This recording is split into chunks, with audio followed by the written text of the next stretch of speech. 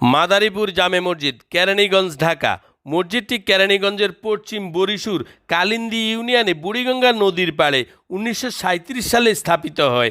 এটি প্রায় এক শতাব্দীর কাছাকাছি সময় ধরে এলাকাবাসীর জন্য ধর্মীয় ও সামাজিক কেন্দ্র।